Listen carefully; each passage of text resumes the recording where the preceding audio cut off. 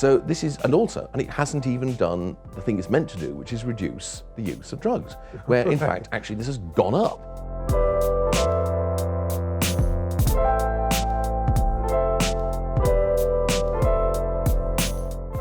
What would be a better policy related to drugs? Well, I think there are two things to do. The first thing is quite simply to legalize drugs.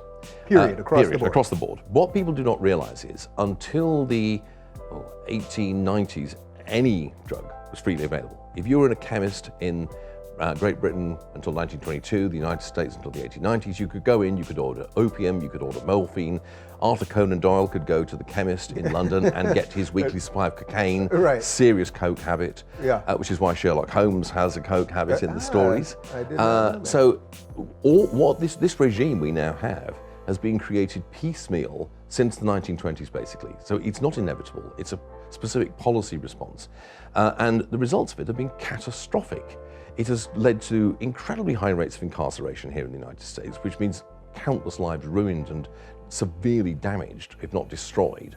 It means it's given enormous amounts of money to some seriously evil and unpleasant people and led to the growth of an enormous network of international organized crime, which would not otherwise exist. In terms of the geopolitics, this is one of the major ways terrorist organizations get money.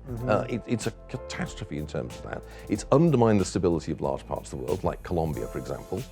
Increasingly, that's one of the reasons why Venezuela is in bad shape, quite apart from the incompetence of the government there.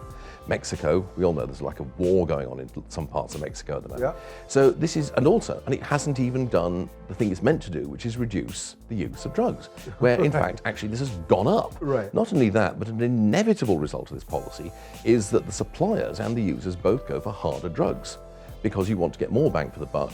You want also to sell and to use products that are less bulky, easier to conceal. Same thing has happened with Prohibition during the 1920s, where the Americans went from being a beer drinking nation to being a hard liquor drinking nation, which is not what you want. What you want to do is control alcohol drinking. So I would say that this, in terms of its own goals, this is a catastrophic policy failure.